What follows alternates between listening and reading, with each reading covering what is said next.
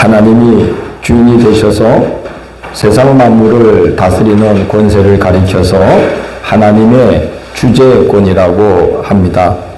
찬송가 32장은 하나님의 주재권을 이렇게 노래합니다.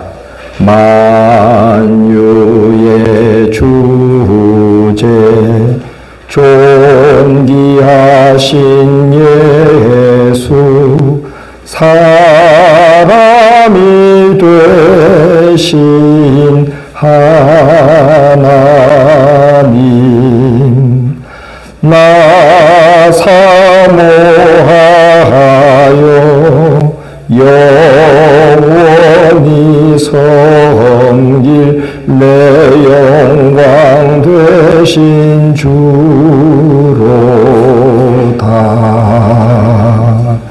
하나님과 우리 주 예수 그리스도를 가리켜서 만유의 주님이다 라고 말합니다. 주재할 때 주는 주인주, 재는 다스릴 재입니다. 주인으로서 다스리는 것을 주재라고 하는데 하나님은 만유의 주재가 되시고 홀로 인생의 생사화복을 주관하시기에 왕의 왕 되신 하나님입니다. 그래서 하나님을 가리켜서 대주재가 되시는 하나님이다 라고 말합니다. 잠언 3장 5절 6절은 하나님의 주재권에 대해 이렇게 고백합니다. 너는 마음을 다하여 여호와를 신뢰하고 내 명철을 의지하지 말라. 너는 범사의 그를 인정하라. 그리하면 그가 내 길을 지도하시리라고 말합니다. 하나님이 대주재가 되심을 믿고 모든 일에 그의 인도하심을 따라 사는 것이 지혜로운 삶이라는 말입니다. 하나님이 대주재가 되심을 누구보다 깊이 경험한 사람은 바울입니다. 교회를 잔멸하기 위해 다메섹으로 향하던 그의 걸음을 막으시고 곳곳에 교회를 세우는 전도자의 길을 걷게 하셨습니다. 복음을 전했던 곳을 다시 방문하여 성도들을 격려하기 위해 길을 나섰는데 하나님은 그 걸음이 유럽 땅에 복음을 전하는 장장 4,000km의 미터에 달하는 복음의 대장정이 되게 하셨습니다. 그때에도 하나님은 바울의 걸음을 막으시며 전도 사역의 물꼬를 유럽으로 트셨습니다. 1차 전도 사역을 했던 갈라디아 지방을 순회한 후 에베소, 스무나, 버가, 두아디라, 사데, 빌라델비아, 라오디게아가 있는 아시아 지방으로 가려 했는데 하나님께서 그 길을 막으시는 바람에 관문인 마케도냐 지방의 빌립보로 향하게 되었던 것입니다. 그래서 바울은 하나님의 뜻이 매우 중요하다는 것을 깨닫습니다. 참 희한하게도 바울이 2차 전도 여행을 마치고 안디옥 교회로 돌아가는 길에 에베소로 가는 길이 열리게 됩니다. 오늘 읽은 본문 18장 이하에서 18장 끝까지의 말씀이 그 내용입니다.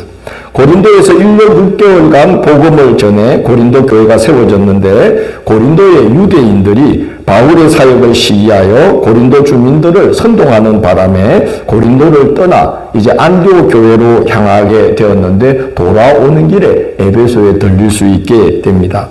약 3년 전에 그러니까 2차 전도 여행 초기에 에베소가 있는 아시아 지방에 들어가려고 바울이 무던히 애를 써도 길이 열리지 않았는데 2차 전도 여행을 마치고 안디옥 교회로 돌아가는 길에 아무 어려움이 없이 에베소로 가는 길이 열리게 된 것입니다.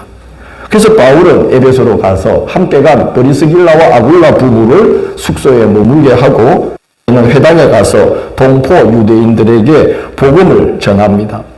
여러 사람들이 말씀을 듣고 더 오래 있기를 청했지만 바울은 브리스길라와 아굴라 부부를 에베소에 남겨두고 에베소를 떠나 안디옥 교회로 돌아갑니다. 그토록 갈망하던 아시아 지방으로 가는 길이 열려 아시아 지방의 첫 도시인 에베소에 들어갔지만 무슨 이유에서인지 바울은 오래 머물지 않고 떠납니다. 그때 바울이 떠나면서 이런 말을 합니다. 만일 하나님의 뜻이면 너희에게 돌아오리라고 말합니다.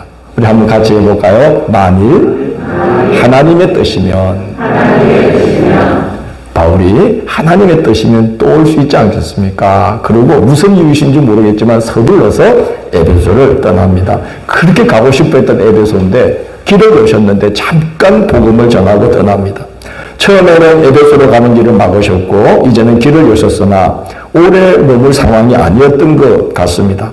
그게 하나님의 뜻이라는 걸 바울은 알았던 것입니다. 그래서 그토록 오고 싶어 했던 곳에 왔지만 잠시 머뭅니다. 그리고 하나님이 뜻하시면 다시 와서 복음을 전할 수 있도록 하나님께서 모든 상황을 조성할 거라고 믿었던 것 같습니다. 그래서 하나님이 뜻하시면, 만일 하나님의 뜻이면 너희에게 돌아올 수 있으리라 말하고 떠납니다. 바울 사도는 이렇게 하나님의 주재권에 대한 믿음이 뼛속까지 새겨져 있는 사람이었습니다. 로마서 1장 10절을 보면 바울 사도가 로마 교회를 방문할 소망이 있음을 밝히면서 그때에도 하나님의 뜻을 앞세웁니다. 이렇게 말합니다. 어떻게 하든지 이제 하나님의 뜻 안에서 너희에게로 나아갈 좋은 길 얻기를 구하노라고 말합니다. 하나님 뜻하시면 너희에게 가고 싶다는 겁니다. 고린도후서 1장 17절에서는 고린도 교회 성도들이 바울이 자신들을 방문할 것처럼 말해놓고는 약속을 어겼다고 비난하자 이렇게 말합니다. 이렇게 계획할 때에 어찌 경솔히 하였으리요. 혹 계획하기를 육체를 따라 계획하여 예예하면서 아니라 하는 일이 내게 있겠느냐라고 말합니다. 사람이 가고자 계획할지라도 하나님께서 막으시면 어찌할 도리가 없다는 거예요. 그래서 내가 가능하면 가겠습니다 했지만 갈 수 없었다는 거예요. 하나님이 막으시니까 그럴 수밖에 없었다는 겁니다. 고린도후서 7장 10절에서는 성도는 근심을 하더라도 어떻게든지 하나님의 뜻을 분별하고 그 뜻을 잘 따를 것인가, 그걸 놓고 근심해야 된다고 말하며 이렇게 권면합니다. 하나님의 뜻대로 하는 근심은 후회할 것이 없는 구원에 이르게 하는 회개를 이루는 것이요, 세상 근심은 사망을 이루는 것이니라. 여러분, 걱정을 하더라도 하나님의 뜻 안에서 걱정하십시오. 그렇게 고민을 하고 있는 겁니다. 그러면 그 걱정은 여러분으로 하여금 구원을 이루게 하는 회개에 이르게 해 주실 겁니다. 그러나 하나님의 뜻 안에서 걱정하지 않고 세상 방법으로 세상 근심에 빠져 있다면 그 근심은 여러분으로 하여금 사망에 이르게 하는 것입니다. 그러므로 걱정을 하더라도 하나님의 뜻 안에서 걱정하시고 하나님의 뜻이 무엇인지 분별하느라고 걱정하시고 그 뜻을 알았다면 그 뜻을 실천하기 위해서 걱정하는 성도들이 되기를 바랍니다. 라고 바울은 고민합니다. 바울 사도는 각 교회에 많은 편지를 보냈습니다. 로마서, 데살로니가 전후서, 갈라디아서, 빌립보서, 에베소서, 골로새서, 디모데 전후서, 무수한 편지를 보냈는데 그 편지를 보낼 때 가장 첫 글, 1장 1절 항상 쓰는 말이 있습니다. 하나님의 뜻으로 말미암아 그리스도 예수의 사도된 나 바울은 이라고 말합니다. 바울은 자신이 사도된 근거를 하나님의 뜻에 돌리고 있습니다. 하나님이 대주제가 되심을 바울은 범사에 의식하고 있었던 것입니다. 에베소를 떠나서 안디옥으로 돌아옴으로써 2차 전도 여정을 마칩니다. 18장 23절을 보면 이렇게 기록되어 있죠. 얼마 있다가 떠나라고 기록되어 있습니다. 이제 안디옥 교회로 돌아와서 좀 쉬고 얼마 있다가 다시 세 번째 전도 여정을 출발했다는 거죠. 여러분 생각에는 이 얼마가 얼마 같아요? 말이 좀 재미있죠. 경상도 말이 그래요. 어디 가세요? 어디 갑니다. 뭐 하세요? 뭐 합니다. 이 얼마가 얼마쯤 될 것 같아요? 1년 정도, 짧지가 않고 약 1년 정도 이제 쉽니다. 기원후 49년에서 52년까지 약 3년간 2차 전도 사역을 하고 나서 안디옥 교회로 돌아와서 1년간 쉬고 또 잘 준비한 다음에 53년부터 58년까지 약 6년에 걸친 전도 여정을 시작하게 됩니다. 3차 전도 여행 때는 2차 전도 여정을 시작할 때처럼 육로로 1차, 2차 전도 지역이었던 갈라디아와 부르기아 지방을 다니면서 그곳 성도들의 믿음을 굳건하게 합니다. 그런 다음에 에베소로 향하게 됩니다. 만일 하나님의 뜻이면 너희에게 돌아오리라고 했는데 하나님께서 다시금 에베소로 길을 열어주신 것입니다. 바울이 안디옥 교회에서 1년간 안식하며 준비하는 동안에 에베소에 남은 브리스길라와 아굴라 부부를 통해 놀라운 일을 행하십니다. 그때에 에베소에 알렉산드리아 태생의 유대인 동포 중 한 명인 아볼로가 에베소에 와서 예수를 전하는데 요한에게 세례받은 것까지만 전하고 예수님의 십자가와 부활 그리고 예수 믿는 자에게 베푸시는 성령 세례에 대해서는 전하지 않고 있었습니다. 그는 이 아볼로는 아마 세례 요한의 제자로 알려져 있습니다. 세례 요한은 예수님에게 세례를 베푼 후에 얼마 있다가 헤로드에게 처형을 당하기 때문에 예수님의 십자가와 부활 그리고 이후에 믿는 자들이 성령으로 불세례 받은 것을 알 수 없었습니다. 그래서 아볼로는 이 에베소에 와서 예수님에 대해서 전가할 때 요한에게 세례 받은 것까지를 전할 수밖에 없었던 거죠. 그러나 언변이 워낙 좋고 당시 성경인 구약에 능통했기 때문에 오신 예수님을 증거하는 것만으로도 반응이 뜨거웠다는 겁니다. 정말 그럴 수 있다면 얼마나 좋겠습니까? 저는 신구약을 쭉 막 내서 이렇게 말씀을 전해도 참 반응이 뜨겁지가 않은데 이 아볼로는 그저 세례요한에게 배우는 게 예수님이 세례요한에게 세례받은 것까지 뿐이었어요. 그래서 그것까지 전했는데도 구약에 워낙 능통했기 때문에 구약의 말씀들을 쫙 인용하면서 오신 예수님이 그리스도다라고까지만 전했다는 거죠. 십자가도 전하지 않고 부활도 전하지 않고 믿을 때에 예수께서 예수의 영이신 성령을 불과 같이 부어주셔서 불세례가 임했다는 걸 전하지도 않았는데 거기 이 에베소의 사람들이 반응이 뜨거웠다는 겁니다. 그러나 브리스길라와 아굴라 부부는 고린도에서 바울에게 1년 반 동안 말씀을 배운 자들입니다. 그리고 지금 에베소로 왔습니다. 그들이 보기에 이 아볼로는 복음을 참 열심히 전하기는 하고 있었지만은 그러나 부족함이 있었습니다. 그래서 조용히 데려와서 바울에게 전해들은 복음을 아볼로에게 정확하게 풀어서 가르칩니다. 당대의 석각 중에 한 사람으로 유명세를 떨치던 아볼로가 천막을 깁는 사람인 브리스길라와 아굴라 부부에게 예수 그리스도를 통하여 나타난 하나님의 도인 복음을 자세히 정확하게 가르침을 받았다는 겁니다. 여러분 참 생각해보면 너무 아름다운 장면입니다. 지도자의 부족한 부분을 조용히 보완해주는 브리스길라와 아굴라 부부의 태도가 얼마나 그리스도인답습니까? 거기 이렇게 할 수도 있죠. 아니 저분이 전하고 있는 건 반쪽짜리 복음입니다. 십자가도 부활도 성령도 모르고 있습니다. 이렇게 할 수도 있는 거 아닙니까? 그런데 브리스길라 아굴라 부부는 이 지도자인 아볼로를 조용히 자기 처소로 데려와서 십자가와 부활 성령 세례에 대해서 열심히 복음을 자세히 찬찬히 가르쳐 주었다는 거죠. 여러분도 저에게 부족함과 허물이 보일 때 조용히 저에게 권면해 주시기를 바랍니다. 안 하시기네. 더 놀라운 건 아볼로라고 생각합니다. 아볼로는 그 석학입니다. 배움이 많고 알렉산드리아라는 곳이 세계 7대 불가사의 중에 하나인 도서관, 알렉산드리아 도서관이 있는 곳이에요. 거기에서 배움이 많았던 이 아볼로가 성경에 능통한 사람이 지금 천막 깁는 일종의 말하자면 성도님 한 분이 와가지고 그 부족하니까 나에게 좀 이걸 배우셔야 됩니다. 그러는데 이 아볼로가 석학이 그 성도 브리스길라와 아굴라의 가르침에 겸손하게 배우며 복음을 받아들이고 있죠. 얼마나 겸손하고 아름다운 태도입니까? 그렇게 함으로 바울의 뒤를 잇는 걸출한 복음 전도자가 세워지고 이 아볼로가 아가야 지방의 고린도 교회로 가서 거기 고린도 교회를 더욱 든든히 세웁니다.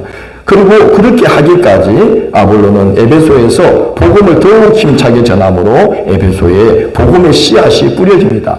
바울 사도가 이제 가서 복음을 전할 사역의 환경이 이렇게 다 1년 동안에 준비되고 있었던 겁니다.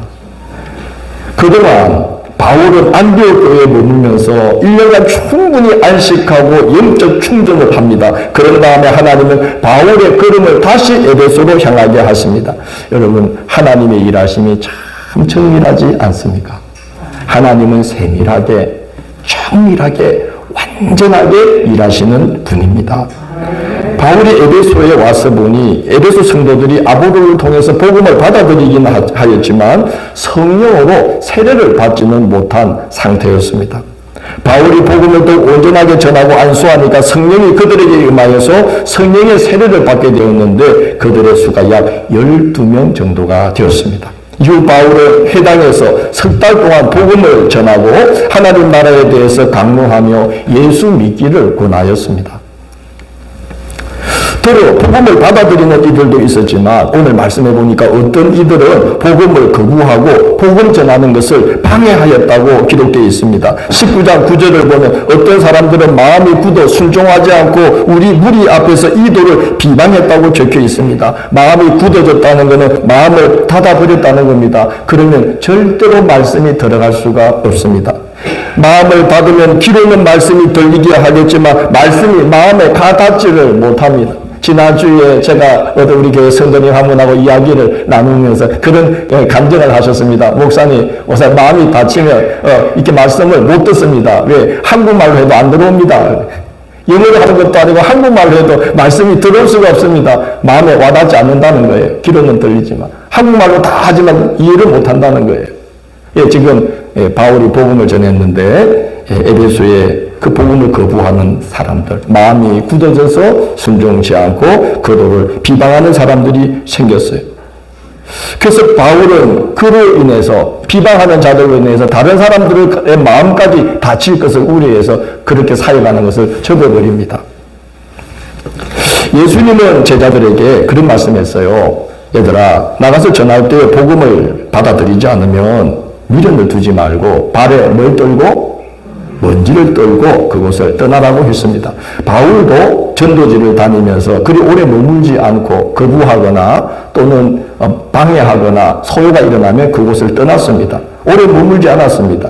데살로니가나 아데네 같은 곳에서는 잠시 머물며 복음을 전한 후에 떠났습니다. 그런데 에베소에서는 방해가 있고 비방이 있었지만 방법을 달리해서 계속 에베소에 머물면서 복음을 전합니다. 복음을 받아들이는 몇 사람을 데리고 두란노 서원이라는 곳에 모여서 날마다 말씀을 가르칩니다. 지금도 에베소에 가면은 바울이 복음을 가르쳤던 그 두란노 서원이 있는 셀시우스 도서관이라는 큰 도서관의 유적이 남아 있습니다. 대리석으로 어마어마하게 지어놓은 도서관이 있어요. 셀시우스. 그리고 그 셀시우스 도서관 한쪽에 티라니우스라는 사람의 이름으로 된 서원이 있었습니다. 이 티라니우스가 우리가 한국말로 듣기 좋게 표현한 게 뭐죠? 두란노입니다. 여러분 기독교 서적 중에 출판사 중에 두란노 있는 거 아시죠?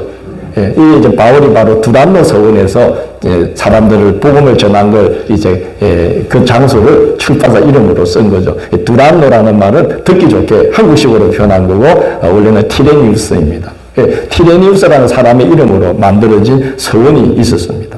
바울은 그곳에서 매일같이 말씀을 가르치고 전하고 성도들이 배웠다는 겁니다. 그런데 여러분 이 서원은 주인이 있기 때문에 아무나 함부로 쓸 수 없습니다. 그런데 하루 중에 딱 빌 수 있는 그 자리를 아무도 쓰지 않는 시간대가 있습니다. 언제일까요? 언제일까요? 지금도 지중해 일대에 가면 시에스타라는 것이 있습니다. 아실 거예요, 아마 여러분. 밥을 먹고 나면 그 지중해의 엄청난 강렬한 태양빛을 피하기 위해서 모든 사람들이 밥 먹고 나면 12시에부터 2시까지는 잠을 잡니다. 그걸 시에스타라고 합니다. 많은 학자들이 아마 바울이 두란노 서원을 쓸 수 있었던 것은 사람들이 너무 뜨거워서 해가 아무도 거리에 얼씬거리지 않는 바로 그 한낮 정오에 그 몇몇의 성도들을 모아놓고 거기 두란노 서원에서 비어있는 시간에 날마다 모여서 매일같이 그 해가 내리쬐는 곳에서 매일같이 말씀을 전하고 가르치기를 몇 년 동안? 2년을 매일같이 그렇게 복음을 전하고 아무도 그리에 의심하는 그 시간대에 또 성도들은 말씀을 배우려고 그 연합문명이 모여서 말씀 가르치고 말씀 배우는 일에 온 힘을 다 기울였다는 겁니다. 꼬박 2년을 그렇게 했다고 합니다. 참 열정이 대단하지 않습니까? 하나님께서 에베소 교회를 요긴하게 사용하시기 위해 복음을 향한 열정을 주셨다고 저는 믿습니다. 그렇게 단단하게 훈련시켰다고 저는 생각합니다. 여러분, 교회 역사에 맨 처음 사용한 교회는 어느 교회입니까? 예루살렘 교회죠. 최초의 교회. 그래서 무슨 교회라고 그러죠? 초대 교회라고 합니다. 이어서 복음이 이방 땅으로 퍼져나가기 시작하는데 이스라엘이 끝나고 거기서부터 이제 서쪽으로 광활한 이방 땅이 쫙 펼쳐지는, 지금 터키의 동남부 가장 끄트머리에 안디옥이라는 곳이 있습니다. 거기로부터 고개를 서쪽으로 돌리면 광활한 초원이 쫙 터키 서쪽 끝까지 쫙 펼쳐집니다. 지금쯤 거기는 지금 아네몬의 빨간 꽃이 들판을 뒤덮고 있을 겁니다. 너무너무 장관입니다. 그 안디옥 교회가 두 번째 서입니다. 그래서 이방 땅 선교의 전초기지로 하나님이 안디옥 교회를 쓰시죠. 그 다음 쓰는 교회가 어느 교회일까요? 유럽과 아시아를 잇는 관문도시, 터키의 가장 서쪽 끝에 에게에 있는, 그래서 그 에게에서 이 도시에서 북쪽으로 배를 타고 조금 올라가면 유럽의 관문인 마케도니아의 빌립보로 갈 수 있고, 이곳에서 정중앙으로 에게를 쫙 배 타고 건너면 아테네가 있습니다. 거기서 조금 남쪽으로 배를 타고 쫙 바로 가면은 거기 아가야 지방에 고린도라는 도시가 있습니다. 이렇게 그 유럽의 첫 나라인 그리스의 동서남북을 쉽게 왔다 갔다 할 수 있는 지역이 지금 터키의 가장 서쪽 끝에 있는 어디예요? 에베소입니다. 하나님은 그 용기난 땅에 있는 에베소를 그렇게 쓰시기 위해서 바울을 보내어서 꼬박 3년을 매일 말씀을 가르치고 성도들이 듣고 배우게 하십니다. 하나님께서 놀랍게 역사하시는데 연합운동으로 시작된 그 모임이 소문이 나기 시작했어요. 그래서 아시아 지방, 지금 터키의 서남부 지역에 붙어있는 그 아시아 지방의 유대인과 헬라인들이 다 에베소로 모여들어서 말씀을 배우기 시작합니다. 그리고 그들이 각처에 살고 있는 자기 지역으로 돌아가서 복음을 전함으로 아시아의 7교회가 세워지게 됩니다. 요한계시록에 등장한 아시아 7교회 뭐죠? 에베소, 스무나, 버가모, 사데, 두아디라, 빌라델비아, 라오디게아 교회. 이 7교회가 이때에 2년 동안 말씀을 밤낮으로 말씀에 막 몰두해서 그 뜨거운 시에스타의 시간에 연합문명에 모여서 계속 말씀 배우고 기도하고 말씀 배우고 기도하면서 그쪽으로 아시아 일대 사람들이 계속 모여들어서 은혜 받고 돌아가서 또 복음을 전하고 하면서 에베소 교회를 중심으로 아시아의 7교회가 다 세워지게 된 거예요.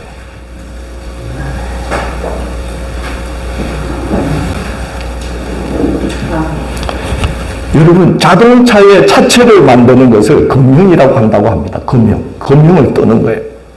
그런데 그 금형 뜰 때 굉장히 정성을 다 기울인대요. 금형을 뜰 때. 왜냐? 하나 딱 만들어 놓으면 그다음부터 뭐 하면 되죠? 그대로 찍어내면 되니까. 근데 자동차의 금형 중에 최고의 기술은 엔진 금형이라고 그래요. 자동차의 심장이 뭐죠? 엔진이잖아요. 그 엔진의 금형을 뜰 때는 이거 말할 수가 없대요. 그 자동차 제조사의 온갖 최고 기술자들이 다 모여가지고 오랜 시간 걸쳐서 그 새로운 신차를 만들 때 자동차의 금형을 쫙 제작을 한대요. 그래서 수없이 두드리고 불에 집어넣고 물에 집어넣고 그러면서 이제 연단시키면서 엔진 금형이 딱 하나 나오게 되는 거죠.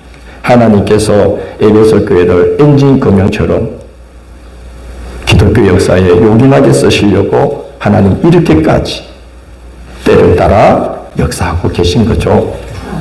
이번에 저는 공사하면서 놀라운 사실을 발견했습니다.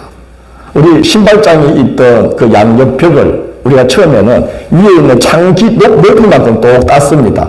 그라인더로 이렇게 해가지고 이제 땄는데 보니까 좀 좁아요. 그래서 우리 교회에 붙어있는 벽체 튀어나온 벽돌 쌓아놓은 걸 저거 한번 뜯어보자.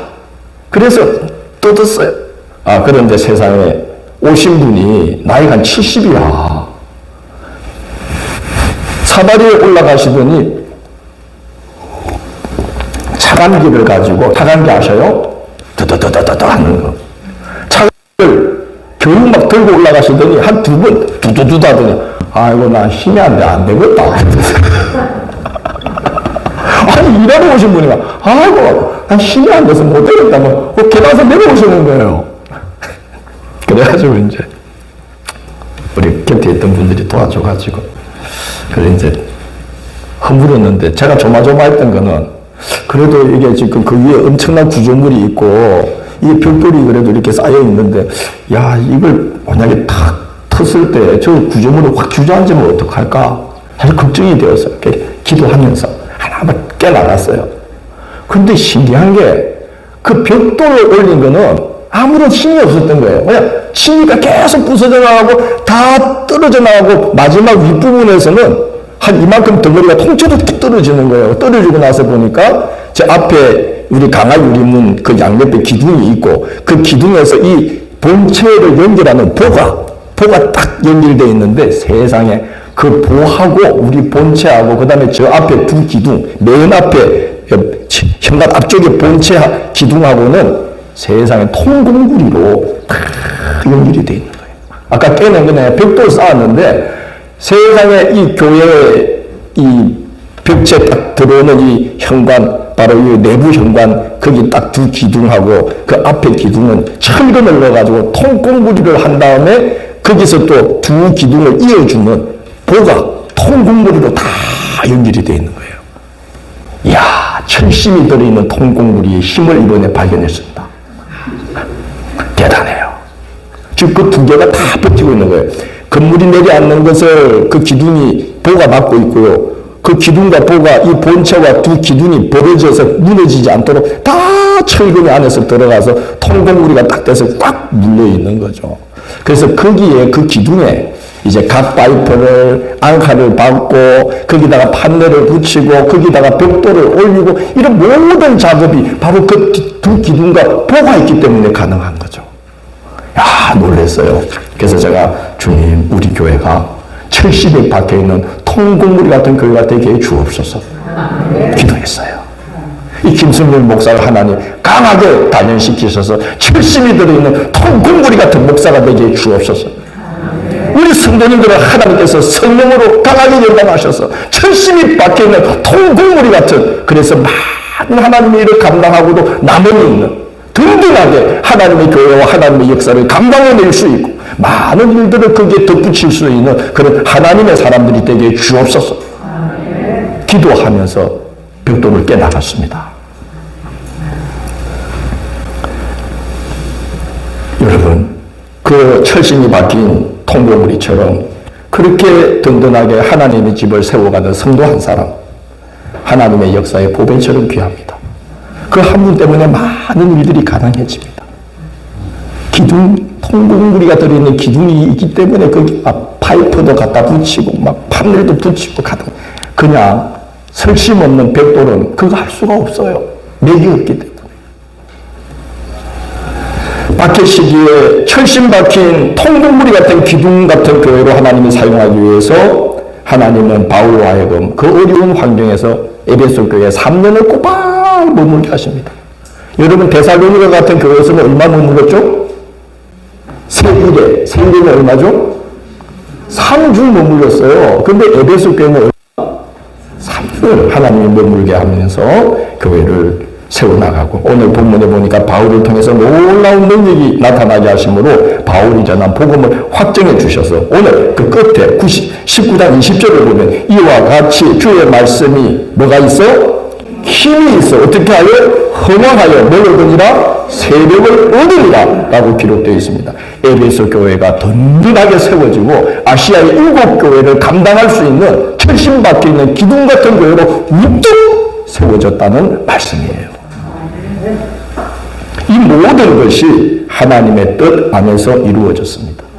이 교회를 가능케 하려고 하나님은 그동안 바울 사도를 수없이 연단시켰습니다. 많은 박해와 조롱과 비난과 비방과 모든 걸 감당하게 하셨습니다. 그래서 에베소에 와서 그런 환경임에도 불구하고 끄떡도 하지 않고 3년 동안 그 뜨거운 시간에 계속해서 그 연합운명 가지고 절망하지 않고 연합운명의 성도들을 계속해서 그 뜨거운 대낮에 하나님의 말씀을 매일같이 가르칠 수가 있었던 거죠. 연단받은 사람이기 때문에 그렇습니다. 철심박혀 있는 통곡무리 같은 하나님의 종이 사도 바울입니다. 그래서 그런 사람이 함께 주님을 의지하며 만들어가는 교회, 철심박혀 있는 통곡무리같이 세워진 교회가 에베소 교회가 된 겁니다. 하나님의 뜻 안에서 바울을 연단시키시고 하나님의 뜻 안에서 브리스게와 아굴라를 그곳에 보내시고 하나님의 뜻 안에서 아볼로를 통해서 복음이 전파되게 하시고 그 사이에 바울과 하여금 안디옥에서 충분히 1년 동안 쉬게 하시고 지난 1차, 2차의 전도 사역을 돌아보면서 이제 내가 3차 전도를 이룰 때는 무슨 일을 해야 될지 충분히 준비하게 하시면서 하나님의 뜻 안에서 바울을 에베소로 보내어서 이렇게 아시아의 7교회의 모체가 되는 에베소 교회를 떡하니 세워내도록 하나님이 역사해 주신 겁니다. 여러분, 우리 모두 이렇게 하나님의 뜻 안에서 바울처럼 그렇게 쓰임받고 에베소 교회처럼 그렇게 쓰임받는 주의 종과 성도와 우리 한양제일교회가 되기를 원하고 있어요. 하나님을 만왕의 왕으로 대주제로 섬기며 그의 주제권을 인정하고 그가 인도하심을 따라 우리가 이 신앙의 여정을 걸어가게 되면 우리같이 연약한 자들을 통해서도 하나님의 놀라운 뜻이 펼쳐지게 되는 것이죠.